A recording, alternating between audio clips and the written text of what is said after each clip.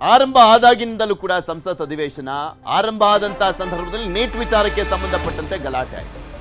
ಈಗ ಅಲ್ಲಿ ನಡೆದಂತ ಲಾಠಿ ಚಾರ್ಜ್ ಪೆಲೆಟ್ ಗನ್ ಯೂಸ್ ಮಾಡಿದಂತ ವಿಚಾರಕ್ಕೆ ಸಂಬಂಧಪಟ್ಟಂತೆ ಗಲಾಟೆ ಆಗ್ತಾ ಇದೆ. ನಲ್ಲಿ ಸಂಸತ್ ಅಧಿವೇಶನ ನೀರಲ್ಲಿ ಹೋಮ ಮಾಡಿದಂತ ಆಗ್ತಾ ಇರುವಂಥದ್ದು. ಕಳೆದ 7 ದಿನಗಳಿಂದ ಅಧಿವೇಶನದಲ್ಲಿ ಕೋಲಾಹಲ. ನಿನ್ನೆ ಲೋಕಸಭೆಯಲ್ಲಿ ಪರೀಕ್ಷಾ ಪರಿಷ್ಕೃತ ಬಿಲ್ ಅನ್ನ ಮಂಡನೆ ಮಾಡಲಾಯಿತು. ನಿನ್ನೆ ಬಿಲ್ ಮಂಡನೆ ಆದರೂ ಕೂಡ ಚರ್ಚೆ ಮಾಡದ ವಿಪಕ್ಷಗಳು ಪೊರಿಯಾಗಿ ಕೇಳ್ಕೊಂಡ್ರು. ಕಿರಣ್ ರಿಜಿಜು ಅವರು, ಇದು ವಿದ್ಯಾರ್ಥಿಗಳಿಗೆ, ಯುವಕರಿಗೆ, ನಮ್ಮ ಭವಿಷ್ಯದ ನಾಯಕರಿಗೆ, ಕನಸನ್ನ ಕಟ್ಕೊಂಡಂತವರಿಗೆ ತುಂಬಾ ಉಪಯೋಗ ಆಗುವಂತ ಬಿಲ್ಲು, ಇದ್ರ ಬಗ್ಗೆ ಚರ್ಚೆ ಮಾಡೋಣ ಅಂತೆಲ್ಲ ಕೇಳ್ಕೊಂಡ್ರು. ಆದ್ರೂ ಒಪ್ಕೊಳ್ಳಿಲ್ಲ ವಿಪಕ್ಷದ ಸದಸ್ಯರುಗಳು. ಅದಾದ್ಮೇಲೆ ಓಂ ಬಿರ್ಲಾ ಅವರು ಮನವೊಲಿಸಿದಾರಂತೆ. ಇವತ್ತು ಚರ್ಚೆ ಆಗುತ್ತೆ ಅಂತ ಹೇಳಲಾಗ್ತಾ ಇದೆ. ಅಮಿತ್ ಶಾ ಅವರು ಉತ್ತರ ಕೊಡಬೇಕು ಅಂತ ಪಟ್ಟನ್ನ ಹಿಡಿದಿದ್ದಾರೆ ವಿಪಕ್ಷಗಳು. ಅವ್ರ ಜೊತೆ ಓಂ ಬಿರ್ಲಾ ಅವರು ಮೀಟಿಂಗ್ ಮಾಡಿದ್ರು. ಇದು ಎಕ್ಸಾಮ್ ಪರಿಷ್ಕೃತ ಬಿಲ್ ಬಗ್ಗೆ ಚರ್ಚೆ ಮಾಡುವಂತ ಸಾಧ್ಯತೆ ಇದೆ. 6 ಗಂಟೆಗಳ ಕಾಲ ಚರ್ಚೆಗೆ ಅವಕಾಶವನ್ನ ಕೊಟ್ಟಿದ್ದಾರೆ ಸ್ಪೀಕರ್. ಇಂದು ಸದನದಲ್ಲಿ ಮತ್ತೊಮ್ಮೆ ಗದ್ದಲ, ಕೋಲಾಹಲ. ಅದು ಬೇಕಾಬಿಟ್ಟಿಯಾಗಿ ಮಾಡ್ತಾ ಹೋಗ್ತಾರಾ ಅಥವಾ ನಿಜಕ್ಕೂ ಚರ್ಚೆ ಆಗುತ್ತಾ? ಕಾದ್ ನೋಡೋಣ. ವಿದ್ಯಾರ್ಥಿಗಳ ಮೇಲಿನ ಎಫ್ಐಆರ್ಗೆ ಸಿಜೆಪಿ ಎಚ್ಚರಿಕೆಯನ್ನ ಕೊಟ್ಟಿದೆ. ಎಫ್ಐಆರ್ ವಾಪಸ್ ಪಡೆಯದಿದ್ರೆ ಮತ್ತೆ ಪ್ರತಿಭಟನೆ ಮಾಡ್ತೇವೆ ಅಂತ ಹೇಳಿದ್ದಾರೆ. ಬಂಧಿತ ವಿದ್ಯಾರ್ಥಿಗಳನ್ನ ಬಿಡುಗಡೆಗೆ ಸಿಜೆಪಿ ಆಗ್ರಹಿಸ್ತಾ ಇರುವಂಥದ್ದು.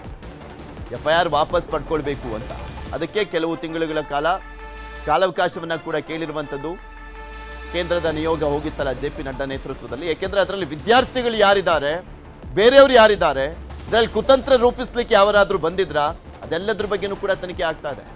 ವಿದ್ಯಾರ್ಥಿಗಳೇ ಇದ್ದಿದ್ದಂಥ ಸಂದರ್ಭದಲ್ಲಿ ಅವ್ರನ್ನ ಬಿಡುಗಡೆ ಮಾಡುವಂತ ಚಾನ್ಸಸ್ ಇದೆ. ಅವ್ರ ಮೇಲಿರುವ ಕೇಸನ್ನು ಕೂಡ ವಾಪಸ್ ಪಡೆಯುವಂತ ಚಾನ್ಸ್ ಇದೆ. ವಿದ್ಯಾರ್ಥಿಗಳನ್ನ ಬಿಡುಗಡೆ ಮಾಡದಿದ್ರೆ ಪ್ರತಿಭಟನೆಯ ಎಚ್ಚರಿಕೆಯನ್ನ ಕೊಡಲಾಗಿದೆ.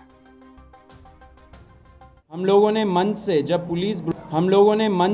पुलिस ब्रुटैलिटी हुआ था 20 तारीख को, हम लोगों ने एक प्रण लिया था कि ऐसे जो पुलिस वाले हैं और ऐसे जो आरएएफ वाले हैं जिन्होंने सीधा इस इंटेंशन से वहाँ पे उस दिन आए थे कि हम बच्चों का सर फोड़ेंगे, हाथ तोड़ेंगे, पैर तोड़ेंगे, छोटी बच्चियों का मोलेस्टेशन करेंगे, लड़कियों का मोलेस्टेशन करेंगे, ऐसे सारे पुलिस वालों के खिलाफ हम लोग कंप्लेंट फाइल करेंगे, हम लोग एफआईआर दर्ज करवाएंगे, अगर लगे तो हम लोग कोर्ट भी जाएंगे एंड जब टाइम आएगा उनका जवाबदेही भी फिक्स करेंगे.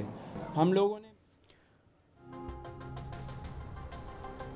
ಎನ್ಡಿಎ ಸಂಸದರ ಜೊತೆ ಮೋದಿ ಸಭೆ 10 ಗಂಟೆಗೆ ಸಂಸತ್ನಲ್ಲಿ ಮೀಟಿಂಗ್ ಅನ್ನ ಮಾಡಲಾಗುತ್ತೆ. ಎನ್ಡಿಎ ಸಂಸದರನ್ನ ಉದ್ದೇಶಿಸಿ ಪ್ರಧಾನಮಂತ್ರಿ ನರೇಂದ್ರ ಮೋದಿ ಅವರು ಮಾತನಾಡಲಿದ್ದಾರೆ. ಪರೀಕ್ಷಾ ಅಕ್ರಮ ಬಿಲ್ ಬಗ್ಗೆ ಚರ್ಚೆಯನ್ನ ಮಾಡುವಂತ ಸಾಧ್ಯತೆ ಇದೆ. ನಿನ್ನೆ ಅಷ್ಟೇ ಮಂಡಿಸಲಾಗಿತ್ತಲ್ಲ ಮಹತ್ವದ ಬಿಲ್ ಅದು.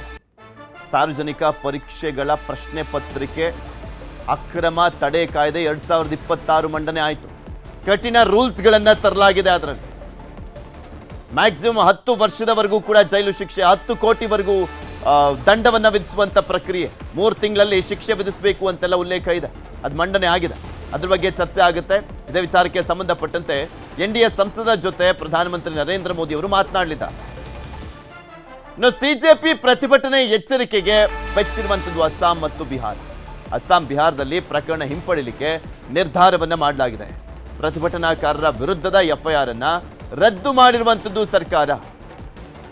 ಸಿಜೆಪಿಯ ಎಚ್ಚರಿಕೆಗೆ ಮಣಿದಿದ್ದಾರೆ ಅಸ್ಸಾಂನಲ್ಲಿ ಮತ್ತು ಬಿಹಾರದಲ್ಲಿ ಇರುವಂತಹ ಬಿಜೆಪಿ ಸರ್ಕಾರ. ಎಫ್ಐಆರ್ ವಾಪಸ್ ಪಡೆದುಕೊಳ್ಳಲಿಕ್ಕೆ ಮುಂದಾಗಿದೆ. FIR, criminal case, show cause notice ಹಿಂಪಡೆದಿದ್ದಾರೆ. ಬಂಧಿತ ಪ್ರತಿಭಟನಾಕಾರರ ಬಿಡುಗಡೆಗೂ ಕೂಡ ಆದೇಶವನ್ನ ಮಾಡಲಾಗಿದೆ. ಪ್ರತಿಭಟನಾಕಾರರಿಗೆ ಕಿರುಕುಳ ಇಲ್ಲ ಅಂತ ಅಸ್ಸಾಂ ಮತ್ತು ಬಿಹಾರ ಸರ್ಕಾರಗಳು ಸ್ಪಷ್ಟಪಡಿಸಿದ್ದಾರೆ.